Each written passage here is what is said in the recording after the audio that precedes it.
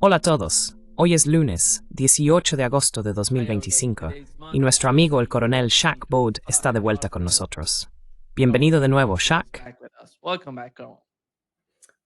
Gracias por invitarme de nuevo. Hola a todos. Vaya semana que hemos tenido, Carl. Tuvimos una reunión entre los dos presidentes, el presidente de los Estados Unidos y Vladimir Putin, y después, durante la charla, hicieron muchas cosas. Por parte rusa, pensaron que fue positivo. Por parte de Estados Unidos, sienten que fue positivo. La administración Trump lo cree así, y los medios están yendo totalmente en contra de esa retórica. Hemos sabido que los líderes europeos van a estar en Estados Unidos, hablando con el presidente de los Estados Unidos, junto con Zelensky, por cierto. The Guardian dice que los líderes europeos están en pánico. Y antes de entrar, mencionaste que los europeos estaban hablando de que Rusia y China son un castillo de naipes, que resulta ser la situación que describen sobre estos dos países. Pero resulta que se trata de la propia Europa. ¿Cuál es tu opinión sobre lo que ha pasado y a qué nos vamos a enfrentar en el próximo paso?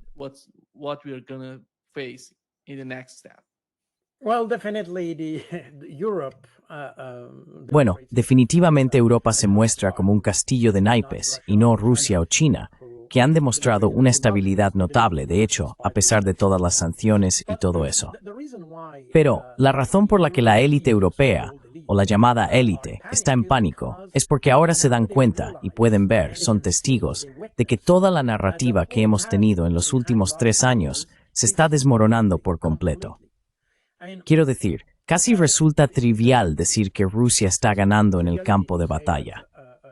Pero lo que los europeos han comprendido es que ellos, e incluso Estados Unidos, de hecho, han comprendido esto. Que independientemente de lo que quieran lograr con cualquier tipo de acuerdo con Rusia, no tienen los recursos, los medios o lo que sea que se te ocurra. No tienen todo eso para imponer un comportamiento a Rusia.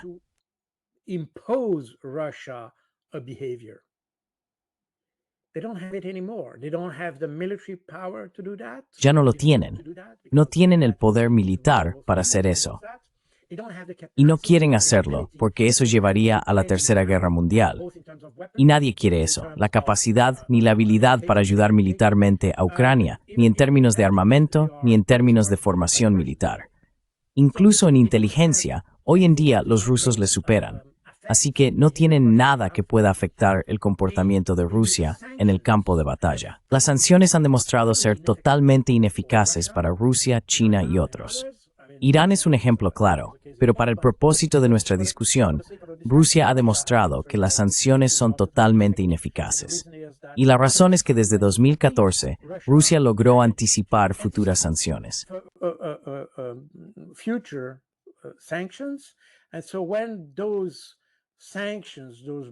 Así que, cuando esas sanciones brutales y masivas se aplicaron a Rusia en 2022, Rusia ya estaba preparada para ello.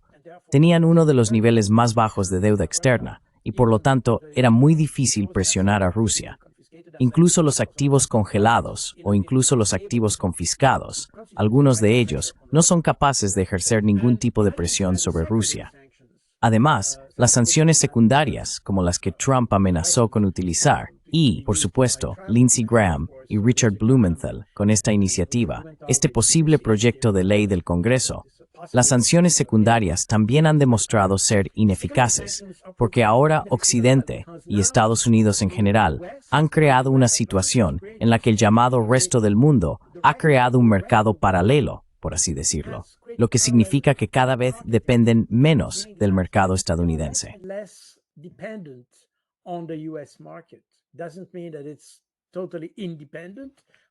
Eso no significa que sea totalmente independiente, pero cada vez son menos dependientes, lo que implica que existen alternativas. Y lo hemos visto con las sanciones que Estados Unidos amenazó con imponer sobre la soja, por ejemplo, contra China. China dijo, vale, de acuerdo, simplemente dejamos de comprar soja estadounidense y la compramos a Brasil. Como resultado, ahora el mercado para Estados Unidos está muerto. Quiero decir, el mercado chino está muerto. It's irrelevant in when the vendrán soja a Brasil, porque obviamente Brasil puede producir otro plano esbozo. Brazil can produce that at much cheaper price. The result of the whole this is that El resultado de todo esto es que cada movimiento que hace Estados Unidos crea un problema para Occidente o para el propio Estados Unidos. Así que estamos en lo que en ajedrez se llama mate. No sé cómo se dice eso en inglés, pero es una situación en la que no puedes moverte. Jaque mate. Sí, jaque mate. Gracias. Cuando empiezas a moverte, empiezas a crear una vulnerabilidad para ti mismo. Además de eso, poco a poco vemos, si observas la narrativa, o mejor dicho, los debates que se tienen en los medios de comunicación e incluso entre políticos, especialmente en Europa, la idea de que Ucrania tendrá que ceder territorios. Esta idea se acepta, en esencia, en principio. Algunas personas sueñan con quedarse con parte de la región de Jersón-Zaporilla y cosas por el estilo. Kherson, Zaporozhye region and things like this. There's some discussion around this. Although Hubo cierta discusión al respecto, aunque los rusos están en posición de mantenerse firmes en lo que exigen, que es la totalidad de Jersón, Zaporilla, Donetsk y Lugansk. Punto. Pero en cualquier caso, la idea de que Ucrania podría tener que ceder territorio está presente. Incluso, entre quienes son partidarios radicales de Ucrania, la idea de que Ucrania no será miembro de la OTAN está ahí. Y de hecho, no es algo nuevo. Esto ha estado fuera de la mesa desde Biden. Ya Biden dijo que no hay manera de que Ucrania sea miembro de la OTAN. De hecho, hemos mantenido a Ucrania colgando de un hilo, y no sé cómo Zelensky podría creer lo contrario, porque estaba absolutamente claro que Ucrania no sería miembro de la OTAN. Y te recuerdo que en marzo de 2022, Zelensky dijo a CNN que le preguntó a Biden si Ucrania sería miembro de la OTAN, y dijo que la respuesta fue no, que Ucrania no sería miembro de la OTAN. Para el público, mantenemos la puerta abierta. for the public, we'll keep the door open. Meaning that the whole issue of NATO for Ukraine was in Lo que significa que toda la cuestión de la OTAN para Ucrania era, de hecho, un asunto de relaciones públicas, no una realidad. Nadie pensaba realmente que Ucrania se uniría. Probablemente algunos países europeos creían en ello. Pero creo que la OTAN se construye en torno al poder nuclear de Estados Unidos. Por lo tanto, Estados Unidos es el primus inter pares en la OTAN. Y si Estados Unidos se opone a la adhesión de Ucrania, no hay discusión. Y Biden lo dijo, Trump lo dijo. Y recientemente, incluso personas como Pete Hegseth y Marco Rubio repitieron que la adhesión de Ucrania a la OTAN estaba descartada. Incluso si había personas como Keith Kellogg y otros que decían que está descartado por ahora, pero que podría ser más adelante, y cosas así, que por cierto es la interpretación que tienen los rusos. which is, by the way, this is the understanding the Russians have. And that's why they want a solid confirmation. Y por eso quieren una confirmación sólida y un tratado que diga explícitamente que Ucrania no será miembro de la OTAN. Y esa es la razón por la que Rusia pidió el abandono oficial de esta solicitud por parte de Ucrania, como parte del acuerdo que conduciría a un alto el fuego y todo eso. Así que entendemos que esto ya no está sobre la mesa. Como resultado, todos los fundamentos que han impulsado este conflicto hasta ahora, de hecho, se han evaporado. La adhesión a la OTAN y las garantías de seguridad siguen estando sobre la mesa, pero esto es algo de lo que podemos hablar. Pero Rusia nunca ha estado en contra de eso. Pero la OTAN, como tal, quedará fuera de la mesa. But NATO, as such, it will be out of the table. Probably EU will be off the table as well, since EU. Probablemente la UE también quedará descartada, ya que ahora la UE quiere tener su propia política de defensa. Como resultado, como dijo Sergei Lavrov en febrero de 2023, la UE se ha convertido en una especie de pequeña OTAN. Por lo tanto, ya no estamos, eso es, ya sabes, el resultado de la decisión de la Unión Europea, porque en lugar de desempeñar el papel de mediador en ese conflicto, la UIME se ha convertido en parte del conflicto. Lo vemos hoy con esta delegación, que originalmente debía ser solo Zelensky visitando a Trump, y hoy se ha convertido en una pequeña delegación con varios jefes de Estado o funcionarios europeos, incluida Ursula von der Leyen, que quieren ir a Washington para apoyar a Zelensky. To Washington in order to support Zelensky. So, meaning that Europe, instead of being Esto significa que Europa, en lugar de ser un mediador en este conflicto, se ha convertido en una de las partes del conflicto. Como resultado, Rusia ha aumentado sus exigencias y probablemente la adhesión a la Unión Europea también quedará descartada.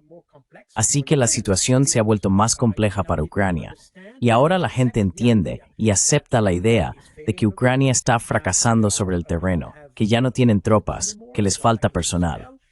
El reclutamiento forzoso ha una gran oposición dentro de propia Ucrania. Es decir, todo eso está confluyendo hacia el final de Ucrania, de hecho. Towards the end of Ukraine, in fact. And that's why just after meeting in Y por eso, justo después de la reunión en Alaska, los países occidentales, me refiero a los países europeos, están entrando en pánico, porque ven que toda la política que han mantenido durante los últimos 3 años se está desmoronando por completo. Y curiosamente, los europeos no han sido capaces de anticiparlo, en el sentido de que, creo que ya lo hemos dicho en tu canal, pero la cuestión es que hoy, por supuesto, Europa ya no tiene lazos ni relaciones diplomáticas con Rusia.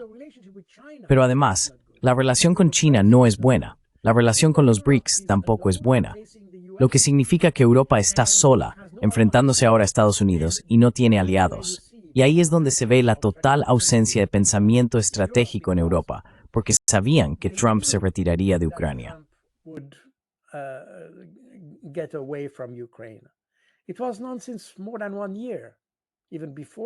Se sabía desde hace más de un año, incluso antes de que Trump fuera elegido. Él dijo que detendría el apoyo a Ucrania. Sabían que Ucrania estaba fracasando, y así sucesivamente. Así que hoy, aferrándose solo a una narrativa, Europa ve que ya no hay opciones. Está fracasando.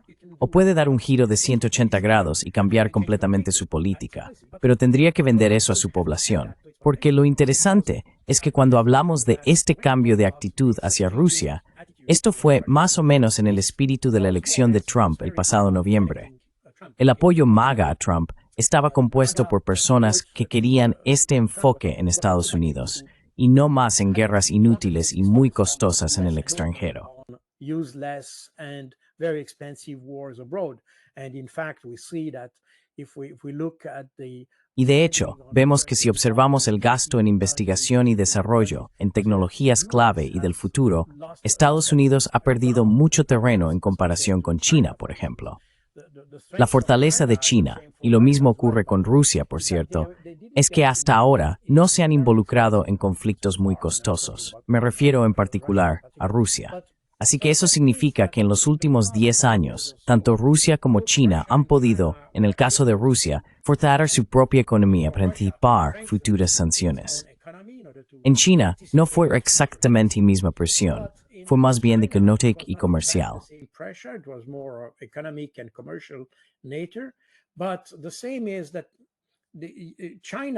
Pero lo mismo ocurre con China. Pudo desarrollar su propia industria para fabricarlo. Quiero decir, lo hemos visto con los semiconductores.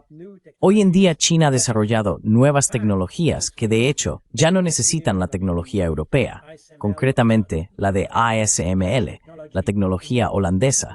Es decir, probablemente no por completo, pero en gran medida ahora son independientes en ese aspecto. Así que hacer la guerra y librar guerras contra otros ha desviado muchos recursos de gastos esenciales en investigación, desarrollo, educación e infraestructuras. Mira a Estados Unidos. Su infraestructura es catastrófica. Así que vemos que esta idea de centrarse exclusivamente en Ucrania, especialmente desde el punto de vista europeo, donde existe este enfoque total, persiste a pesar del creciente descontento de la población. A degrading discontent from the population. And you see in almost every country, the major countries. Y ves que en casi todos los países importantes, al menos en Alemania, Francia y el Reino Unido, sus líderes son odiados por sus propias poblaciones. Sus índices de popularidad son extremadamente bajos para todos ellos. De hecho, han destruido sus economías enteras por el bien de luchar contra Rusia. Así que eso se suma a la ecuación, haciendo que los líderes europeos estén extremadamente ansiosos por el resultado de un posible acuerdo de paz.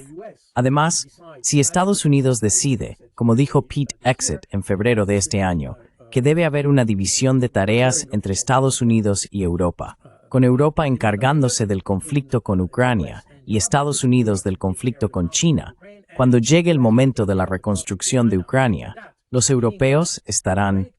¿No crees que eso fue de alguna manera infantil? The Europeans will be Colonel, alone. but don't you think that was somehow childish? Because I would argue that one of the biggest Porque yo diría que uno de los mayores beneficiados de lo que está ocurriendo en Ucrania y en Oriente Medio es China, porque China está obteniendo algún tipo de influencia sobre esos países que le suministran energía y además está consiguiendo más descuentos. De algún modo, si asumimos que el objetivo final de Estados Unidos, a ojos de quienes están al mando, es China, entonces en realidad están beneficiando a China con este tipo de políticas. ¿No crees que ayudó a China durante este conflicto? they helped China during the war, during this conflict? Well, we have to understand the Bueno, tenemos que entender la mecánica aquí. Ya hubo un gran debate en 2020 y 2021 en Estados Unidos sobre si debían seguir centrados en Rusia como objetivo principal o cambiar a China como objetivo principal. Y fue un debate porque, obviamente, ambos países, Rusia y China, son considerados, digamos, competidores en el mejor de los casos o enemigos en el peor de los casos por Estados Unidos. El problema es que Rusia representa más un desafío geopolítico o geoestratégico, mientras que China lo es más en el ámbito comercial y económico. Ahora, la cuestión es cuál de los dos se debe abordar primero. Now the question is which one you should tackle first. And this was this idea that Y existía esta idea de que primero se debía abordar a Rusia, de modo que si se debilitaba o incluso se lograba que Rusia colapsara, entonces no podría apoyar a China. Así, China tendría un problema en su propio entorno y no contaría con apoyo en términos de suministro energético o cosas por el estilo. Eso haría a China más vulnerable frente a la competencia de Estados Unidos. Esa era una de las estrategias.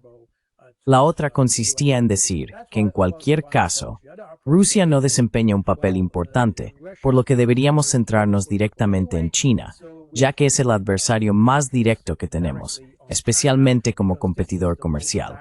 Por lo tanto, deberíamos abordar primero a China. Así que existían esas dos ideas, y de ahí surgió todo este concepto de secuenciación estratégica, que al final probablemente deberíamos empezar por Rusia y eventualmente pasar a China. we should start with Russia and eventually go to China. And to some extent, that's the En cierta medida, esa es la opción que ha elegido la administración Biden.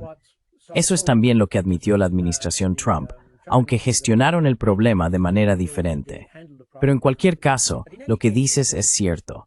Al final, quienes no se han visto afectados por el conflicto o no quisieron verse afectados por él, son los ganadores. Y cuando decimos China, incluso podríamos extender el razonamiento a todo el bloque BRICS, porque si lo analizamos, el conflicto ucraniano probablemente ha tenido el impacto geopolítico más significativo de los últimos 50 años. El fin de la Guerra Fría fue sin duda algo importante, pero digamos que en los últimos 30 años aproximadamente, el conflicto en Ucrania ha tenido el impacto más significativo. here the conflict in Ukraine had the most significant impact. And in this situation, you can see. Y en esta situación se puede ver que he perdido el hilo de mi razonamiento. Perdón por eso. Pero en todo esto, todos aquellos que no estaban centrados en ese conflicto, es decir, el resto del mundo que ha quedado al margen por alguna razón, podrían entonces centrarse en China. No centrarse en China, pero digamos que podrían utilizar a China como el motor de una economía de segunda vía, por así decirlo, en el planeta. La economía occidental y el mundo occidental han estado impulsados por el motor estadounidense desde la Segunda Guerra Mundial, de hecho, e incluso antes. Eso, de hecho, ha impulsado al mundo durante un tiempo. Pero ahora, el enfoque en este conflicto en Ucrania ha abierto una ventana de oportunidad para el resto del mundo, por así decirlo. Window of opportunity for the rest of the world, if you want. And this opportunity has been supported. Y esta oportunidad ha sido respaldada por el hecho de que China podría desempeñar el mismo papel que tuvo Estados Unidos en la segunda mitad del siglo XX. Pero ahora es China. De alguna manera es el motor del mundo. Aquí es donde ocurre el desarrollo tecnológico. donde existe el poder comercial, la capacidad de producción, la capacidad de manufactura y todo eso. Y esa es exactamente la ventaja que tenía Estados Unidos en 1945. Ese poder se ha desvanecido y ahora es China. Ahora, debido a todas las sanciones que hemos impuesto a todo el mundo y cosas por el estilo, y probablemente todas las sanciones que hemos impuesto a Rusia, esto ha impulsado el papel más central que desempeña China. Y eso es exactamente lo que hemos visto. Es decir, económicamente hablando, el mundo ahora, fuera del mundo occidental, está centrado en China.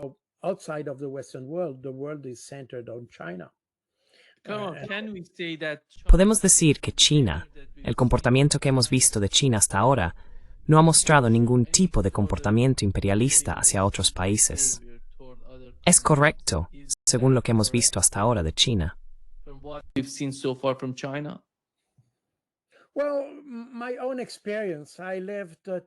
Bueno, según mi propia experiencia, viví 2 años en Sudán y 2 años en Kenia.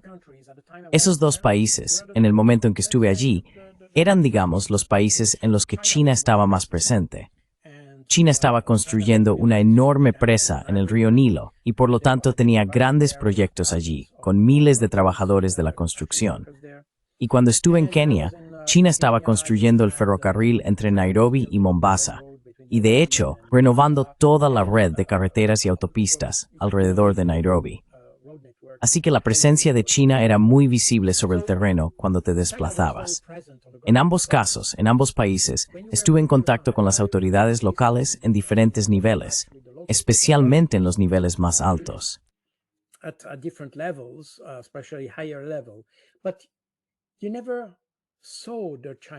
Pero nunca veías a los chinos. Verás, ellos estaban allí para hacer lo que tenían que hacer, principalmente trabajos de construcción. Y eso fue lo que hicieron. Una vez terminado, se marcharon, punto. Por el contrario, yo solía trabajar en Chad, por ejemplo, o en Malí. En todas partes, había algún diplomático o militar francés merodeando con una oficina en algún ministerio y cosas así. Eso no lo veías ni en Kenia ni en Sudán, lo que significa que los chinos centraban su actividad en construir infraestructuras y no querían intervenir a nivel local, lo cual de hecho es de sentido común, porque no necesitaban tener ninguna presencia física en los ministerios ni nada por el estilo.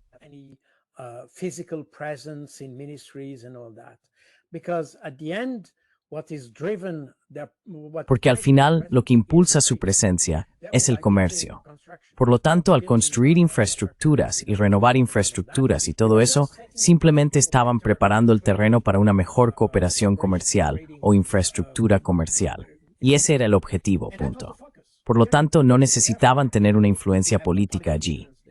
Y cuando hablas con líderes africanos, y digamos con mandos intermedios y cosas así, están muy contentos con eso, porque cuando los chinos vienen a hacer algo, no vienen con condiciones. Hacen su trabajo, se les paga por ello y se van. Punto. Hicieron lo que tenían que hacer.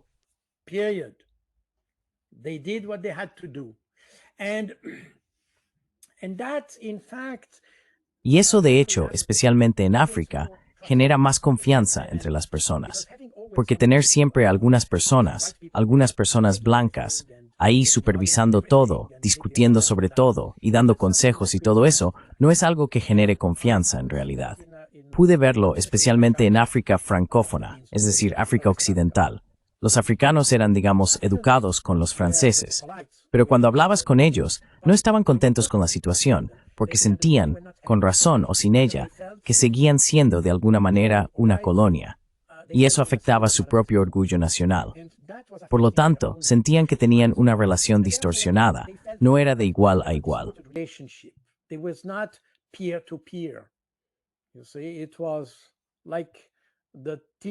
Verás, era como la relación entre un maestro y su alumno, de alguna manera. Y esa es una situación que puedes aceptar, pero puede que no sea una situación con la que estés contento. Ese es exactamente el problema. Con los chinos no es así. Con los chinos, de nuevo, tienes una relación tipo contrato, y ya está, punto. Pagas por algo, recibes algo. Así que lo que he visto en los últimos años, durante todo el conflicto ucraniano y la expansión del comercio chino con, China y probablemente Sudamérica, no lo sé, es que los chinos solo están interesados en el comercio. No están interesados en imponer algún tipo de ideología política ni cosas por el estilo. Y han sido muy coherentes con eso. Así que en general creo que los chinos tienen una política exterior más respetuosa hacia el resto del mundo. Foreign policy towards the rest of the world. It's a more pragmatic policy. Es una política más pragmática. Verás, el problema, y estoy seguro de que los franceses al principio, en el siglo XIX, tenían un enfoque más paternalista hacia el colonialismo, es que probablemente sentían que iban a ayudar a los países que colonizaban. Seguramente eso era cierto en aquel momento. No puedo juzgarlo, pero mi impresión es que probablemente había una auténtica voluntad de ayudar. El problema es que, cuando estaban allí, y eso es muy evidente, por ejemplo, en el Congo donde pasé un tiempo a mediados de los 90, los belgas desarrollaron infraestructuras y todo eso, pero eso fue mientras estaban allí. Una vez que se marcharon, todo se vino abajo porque no crearon el conocimiento necesario para mantenerlo. No proporcionaron el apoyo técnico para mantenerlo. Así que todo se desmoronó.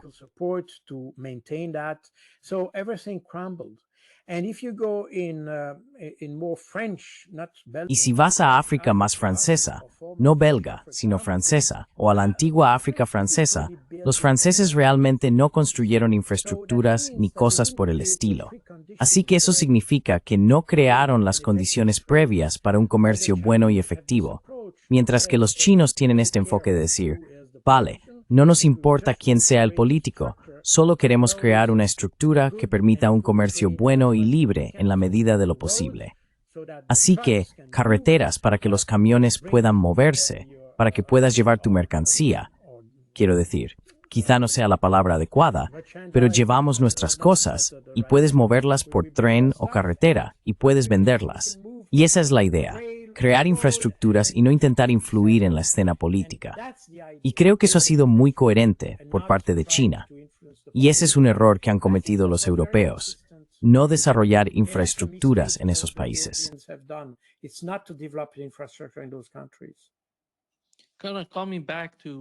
Volviendo al conflicto en Ucrania, mencionó las garantías de seguridad que Occidente podría ofrecer a Ucrania.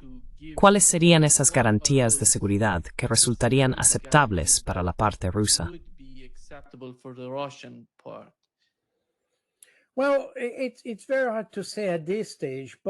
Bueno, es muy difícil decirlo en esta etapa. Recuerda que la propuesta que Zelensky hizo en marzo de 2022 a los rusos, que finalmente fue abandonada bajo la presión del Reino Unido, Francia y Alemania. Muy a menudo mencionamos a Boris Johnson, y es cierto que Boris Johnson fue un actor clave en eso, pero tendemos a olvidar el papel de Francia y Alemania, que también estuvieron con el Reino Unido presionando a Zelensky para que retirara su propuesta. Y es muy importante recordar a la gente que las tres iniciativas de diálogo que se iniciaron desde el 24 de febrero de 2022, las tres iniciativas, me refiero al 25 de febrero de 2022, mediados de marzo de 2022 y agosto de 2022, fueron por iniciativa de Zelensky. Zelensky pidió entablar un diálogo. Zelensky estaba pidiendo un diálogo con Rusia. Y en las tres ocasiones, los europeos lo detuvieron.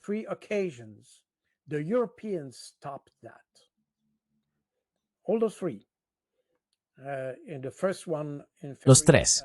En la primera, en febrero, fue la Unión Europea la que intervino y dijo que no. En marzo o principios de abril de 2022 fueron el Reino Unido, Francia y Alemania, como acabamos de decir. Y en agosto de 2022 fue de nuevo Boris Johnson, quien vino especialmente a Kiev para detenerlo, porque Zelensky tenía como objetivo una cumbre con Putin. De hecho, al principio Putin no quería, y luego aceptó tener esa reunión. Pero eso fue frustrado de nuevo por Boris Johnson. Más tarde, la Unión Europea dijo que no habría apaciguamiento. A partir de eso, Zelensky adoptó su decreto para prohibir cualquier discusión con los rusos. Esto fue adoptado por el Consejo de Seguridad Nacional de Ucrania el 3 de septiembre de 2022 y entró en vigor el 4 de octubre de 2022 tras ser firmado por Zelensky.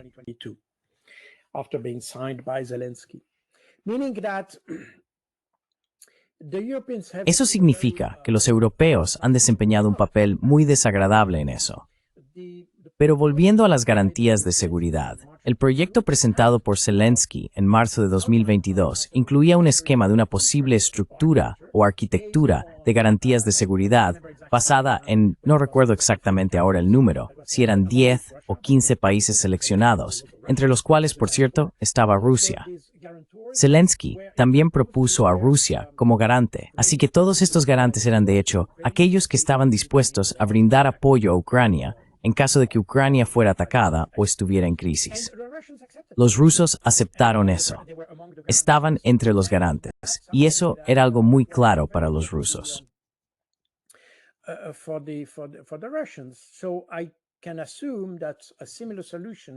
Así que puedo suponer que una solución similar sería aceptable para los rusos. Ahora, cuando hablamos de las garantías de seguridad, porque he escuchado cosas diferentes, y curiosamente el comunicado que se emitió la semana pasada por todos estos líderes europeos, concretamente los que hoy están con Zelensky en Washington, D.C., incluye el tema del memorando de Budapest de diciembre de 1994. Este memorando fue recordado por Zelensky en un tuit. Ayer, domingo, publicó un tuit en el que menciona este memorando. Y he escuchado muchas cosas diferentes sobre eso. Este memorando se llama, no sé si tengo aquí el título exacto. Tengo que, en fin, si no lo tengo, no es un gran problema.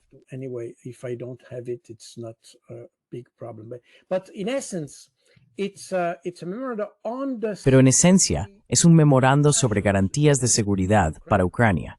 Así que menciona garantías de seguridad en la forma de en francés es garantie de sécurité, en inglés es security assurances.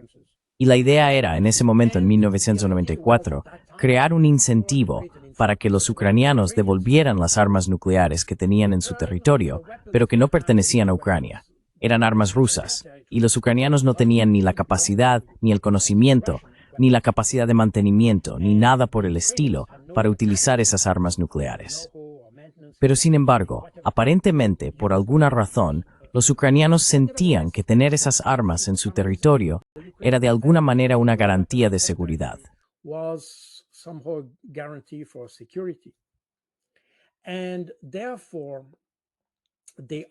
Y por lo tanto pidieron, a cambio de devolver esas armas a Rusia, que se ofrecieran algunas garantías de seguridad para asegurar la integridad del territorio ucraniano. Así que ese es el memorando. Ahora, es muy importante darse cuenta de que un memorando no es un tratado, es simplemente un memorando. Eso significa que básicamente es una declaración política de intenciones. Es un documento político. Es políticamente vinculante, pero no jurídicamente vinculante. Es muy importante entender eso. Y eso, por cierto, fue declarado en febrero de 2022 por el embajador alemán en Kiev, quien fue entrevistado por la televisión ucraniana. Porque quizá recuerden que en febrero de 2022, en la Conferencia de Seguridad de Múnich, Zelensky pidió tener armas nucleares. Ahora bien, ¿por qué quería esas garantías de seguridad, esas armas nucleares?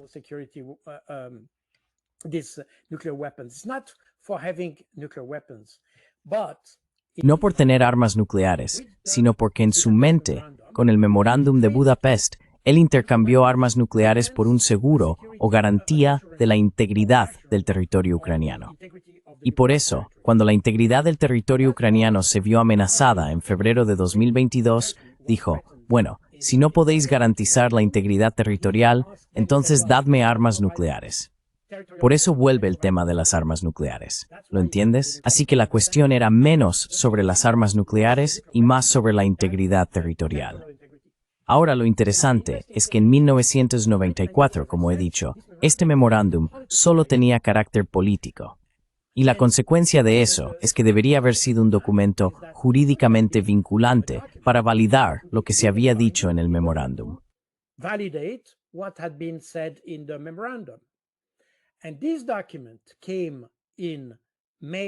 Y este documento llegó en mayo de 1997 en forma de un tratado de amistad y asistencia entre Rusia y Ucrania. En ese documento, Rusia garantiza la integridad del territorio ucraniano. Ahora bien, si se observa el artículo 4 y el artículo 6, se verá que también existen algunas condiciones, porque no es simplemente que Rusia garantice la integridad del territorio ucraniano de manera incondicional. También hay ciertas concesiones. La concesión era que Ucrania, a su vez, se comprometía a respetar los derechos de las minorías y a garantizar que las minorías en Ucrania tuvieran todos los derechos otorgados a cada ciudadano. Igualdad para todos, independientemente de la etnia. Y aquí es donde empieza a verse el problema. ¿Qué ocurrió después? You start to see the problem here. What happened later? First of all, something that nobody said, and En primer lugar, algo que nadie ha mencionado. Este tratado, que es jurídicamente vinculante para Rusia y garantiza la integridad territorial de Ucrania, nadie lo menciona. Hablamos del que no es vinculante, pero nunca mencionamos el que sí lo es. ¿Por qué? Porque en mayo de 2019, durante el proceso electoral para el nuevo presidente que llevó a la elección de Volodymyr Zelensky, Petro Poroshenko, para crearle un problema a Zelensky, convenció a la Rada de no prorrogar el tratado que expiraba en mayo de 2019. Poroshenko pidió al Parlamento que no prorrogara el tratado, lo que significa que en mayo de 2019, la Rada ucraniana eliminó el único documento que proporcionaba un compromiso jurídicamente vinculante de Rusia para garantizar la integridad territorial de Ucrania. to guarantee the territorial integrity of Ukraine. And in 2022, what Y en 2022, ¿qué ocurrió? Esa fue la razón por la que sucedió lo que pasó en Crimea. Puede que recuerde que Crimea fue autónoma de Ucrania desde enero de 1991. Eso significa que, antes de que Ucrania se independizara, Crimea estaba bajo el control de Moscú y ya no bajo el control de Kiev. De hecho, Kiev anexó Crimea entre 1994 y 1995. La cuestión es que basándose en el referéndum que tuvo lugar en enero de 1991, en 2014, Crimea estaba cuestionando el tema del idioma, porque el ruso ya era un idioma oficial. an official language. You mean ¿Te refieres a las consecuencias luego este estado en 2014?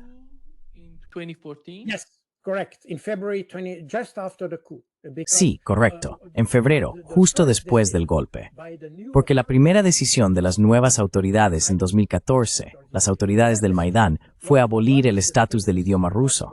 Hasta entonces, el ruso y el ucraniano eran ambos idiomas oficiales en Ucrania.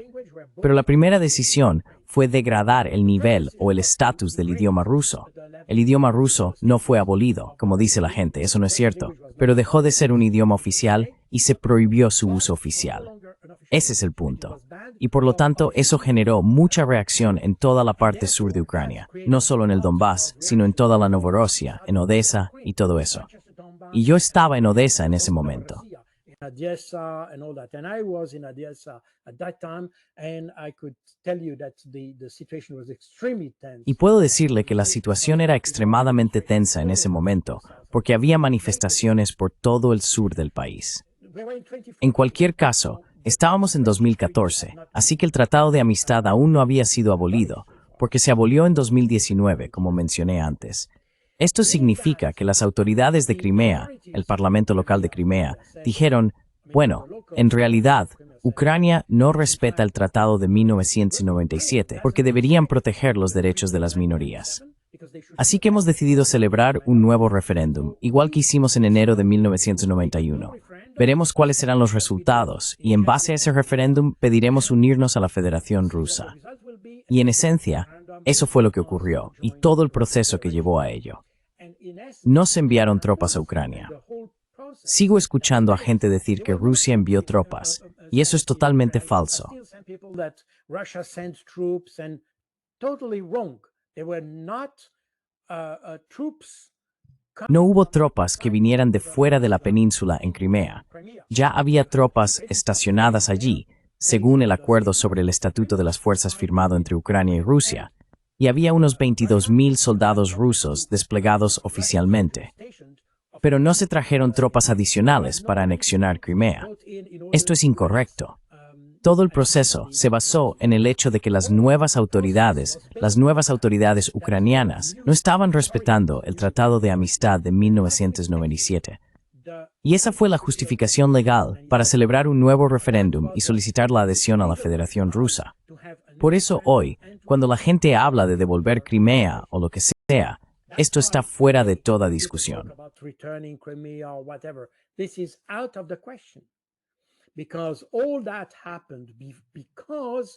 Todo eso ocurrió porque las autoridades ucranianas no implementaron ni cumplieron el Tratado de Amistad de 1997. Más tarde, en 2019, este tratado de amistad fue anulado por los propios ucranianos, lo que significa que, de hecho, ni siquiera se puede decir que Rusia incumplió el tratado al intervenir en Ucrania, porque Ucrania ya lo había anulado antes. Además, como expliqué en tu canal, creo que un par de veces, la justificación para entrar en Ucrania el 24 de febrero de 2022 no fue por la OTAN. Fue para proteger a la población del Donbass, que es un principio llamado 2P, responsabilidad de proteger.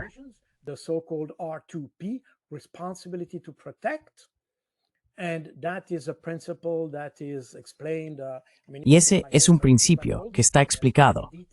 Quiero decir, si lees mis libros, describo todo este proceso en detalle y tienes todas las explicaciones basadas en las definiciones de la ONU y todo eso. Y por eso Rusia pudo intervenir en Ucrania basándose en el artículo 51 de la Carta de la ONU. Por eso es muy importante entender exactamente cuál es el contenido de estos tratados. La cuestión del Memorando de Budapest era definitivamente sobre garantías de seguridad, a pesar de que las armas no pertenecían a Ucrania. Y de hecho, Ucrania, es decir, las armas nucleares no podían ser utilizadas por Ucrania.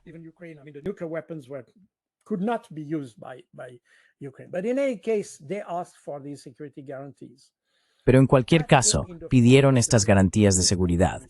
Pero eso llegó en forma del Tratado de Amistad de 1997.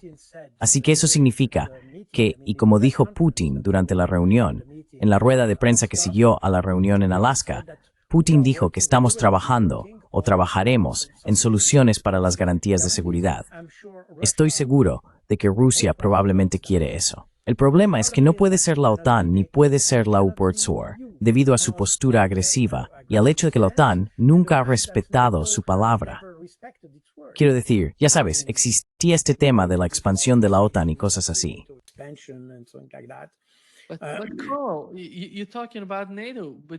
Estás hablando de la OTAN, pero supongo que te refieres principalmente a los líderes europeos. No sé si alguno de estos líderes europeos en el poder conoce la historia y lo que acabas de mencionar. No hay indicios de una comprensión profunda de lo que está ocurriendo.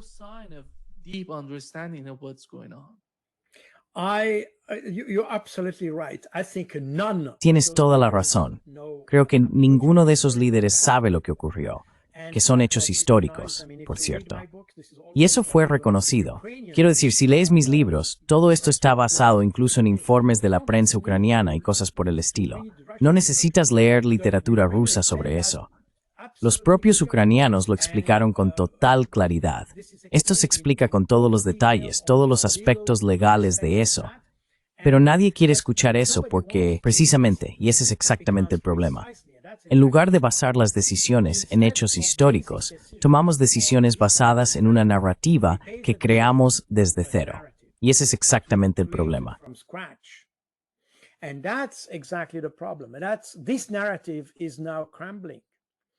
Esta narrativa ahora se está desmoronando, porque todo el mundo está empezando a cuestionar cómo sucedió, por qué no funcionó y cosas así.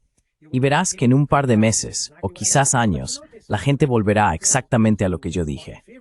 Pero también te das cuenta de que incluso aquellos que están a favor de Rusia, que están en contra de la OTAN y cosas por el estilo, ni siquiera conocen todos esos detalles. Porque realmente necesitas... Bueno, yo estaba en la OTAN en ese momento.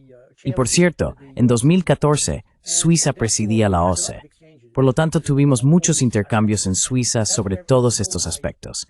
Y así fue como tuve que entender los aspectos mecánicos finos, el ajuste preciso de toda esta crisis. Me sumergí en todos los tratados.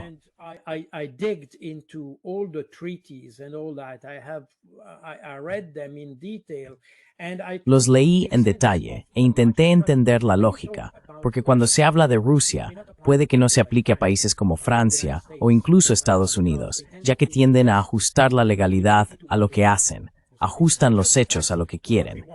Los rusos no son así. tienden a tomar los hechos primero y luego ajustan lo que se puede hacer en torno a eso. Pero son extremadamente legalistas en su enfoque. Y ya he explicado toda la mecánica de lo que ocurrió entre el 21 de febrero de 2022 y el 24 de febrero, en esos 3 días, cuando Rusia cambió de opinión sobre el reconocimiento de la independencia de las repúblicas del Donbass y logró crear un contexto que les permitiera aplicar el artículo 51 de la Carta de la ONU.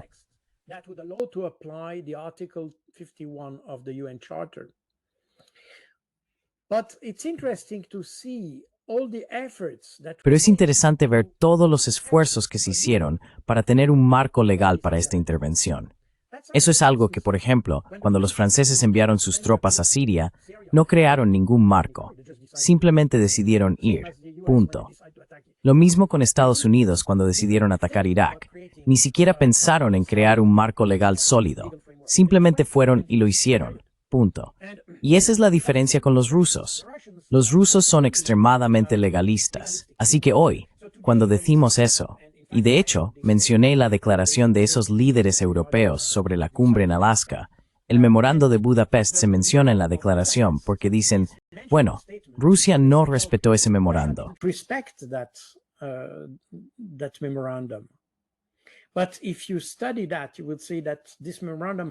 Pero si estudias eso, verás que este memorando no tiene absolutamente ningún valor legal. Y eso incluso fue reconocido en la página web del Departamento de Estado en ese momento. Cuando describieron todo el memorando de Budapest en la web del Departamento de Estado de Estados Unidos, dijeron que no tiene valor legal. Es solo una declaración política, punto.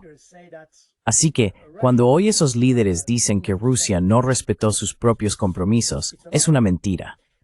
Rusia es muy legalista. Siempre lo ha sido, incluso durante la Guerra Fría, por cierto. Forma parte de la cultura rusa ser extremadamente legalista. Eso es algo interesante, porque saberlo significa que sabemos que cumplirán los tratados exactamente como fueron redactados.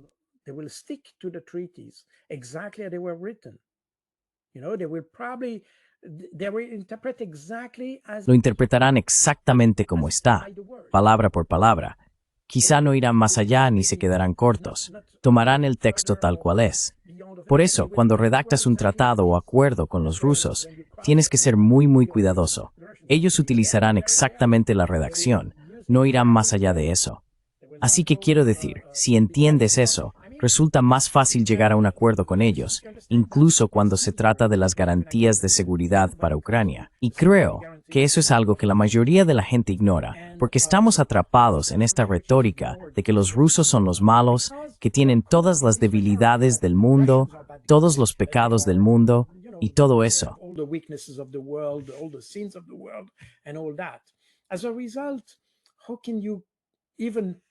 Como resultado, ¿cómo puedes siquiera intentar construir algo de confianza con ellos?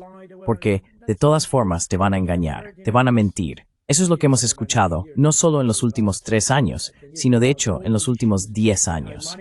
Por ejemplo, en todos los temas que he seguido, hablamos de la intervención rusa, o incluso invasión, de Ucrania en 2014. Y es interesante porque recuerdo que yo estaba en la OTAN, como te conté en ese momento, se te hablaba de la invasión de Ucrania. Y de hecho, no tuvimos absolutamente ni un solo hecho en respaldar del invasión.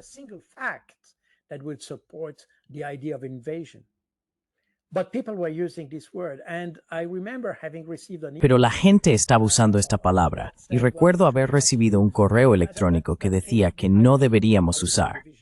Yo trabajaba en la división política de la OTAN, y hay una división de política de seguridad en la OTAN, y yo trabajaba en esa parte, en la sección de control de armamentos de la OTAN. En cualquier caso, recibimos un correo electrónico diciendo que debíamos evitar usar la palabra invasión. Deberíamos preferir la palabra intervención, porque intervención obviamente es más amplia y puede ser una intervención política. Hay diferentes formas de interpretar la palabra, mientras que invasión es algo militar.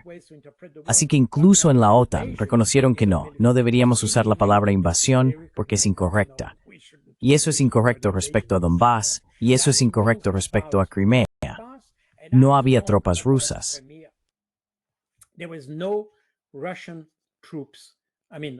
in Crimea, as I said, there were a certain Quiero decir, en Crimea, como he dicho, había un cierto número de tropas basadas en el SOFA, el acuerdo sobre el estatuto de las fuerzas.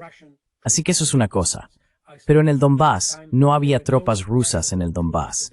Lo dije en otra ocasión, no había tropas rusas en el Donbass. Había soldados individuales allí, lo sabemos. Incluso el jefe del Estado Mayor ucraniano y el jefe del SBU, el Servicio de Seguridad, en 2 ocasiones diferentes, dijeron que no habían identificado ninguna unidad rusa en el Donbass, pero sí habían identificado soldados individuales. Y eso es algo absolutamente claro. Había soldados individuales, es decir, personas que venían, igual que hay soldados franceses luchando en Ucrania. No hablo de los que están allí en misión, sino de aquellos que han decidido ir porque querían luchar por Crimea, por Ucrania.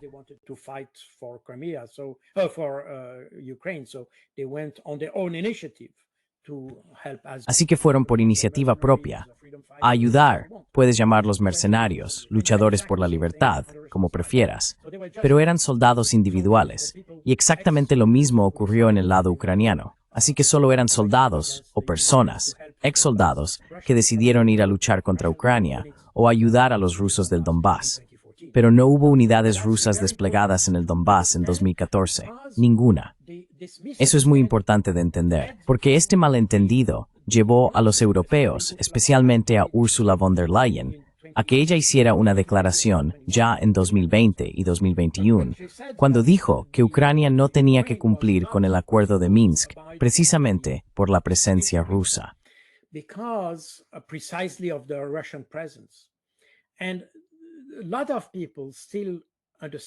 Y mucha gente todavía entiende o piensa que el acuerdo de Minsk fue un acuerdo entre Ucrania y Rusia. Esto es incorrecto. Los acuerdos de Minsk 1 y 2 fueron acuerdos entre Kiev, las autoridades en Kiev y las autoridades de las 2 repúblicas del Donbass. Punto. Donetsk y Lugansk.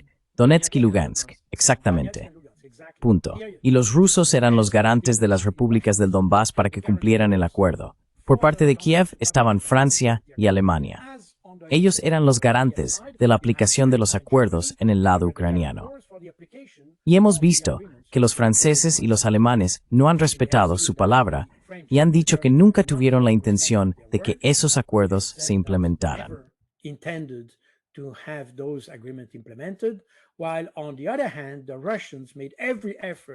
Por otro lado, los rusos hicieron todo lo posible para que se implementara el acuerdo de Minsk. Hasta el último momento, intentaron llegar a un acuerdo. Porque de nuevo, hay que entender que Rusia intervino el 24 de febrero de 2022 para proteger a la población del Donbass.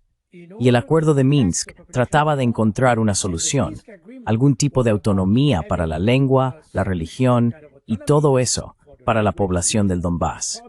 Así que toda la cuestión era, de hecho, un asunto interno. No era en absoluto un asunto internacional. Y los rusos eran simplemente los garantes de las repúblicas del Donbass, lo que significa que el hecho de que Kiev no implementara el acuerdo e incluso intentara atacar a las repúblicas del Donbass provocó la reacción rusa, como expliqué antes.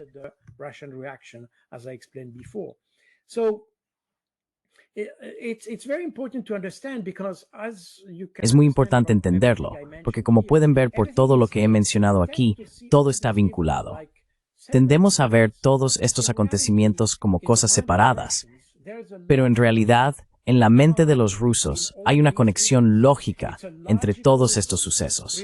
Existe una relación lógica entre todo lo que ha ocurrido.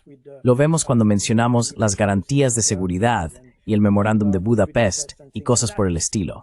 Hay una relación lógica entre todo eso. Y por eso, al comprenderlo, podemos entonces elaborar una posible solución. Si no lo entendemos, seguiremos luchando. Y eso es exactamente lo que quieren los europeos hoy en día. Sí, exactamente. Muchísimas gracias, Kamal, por estar con nosotros hoy. Es un gran placer, como siempre. En Ilya Maisut, Nimis Stavri Porid Bitse.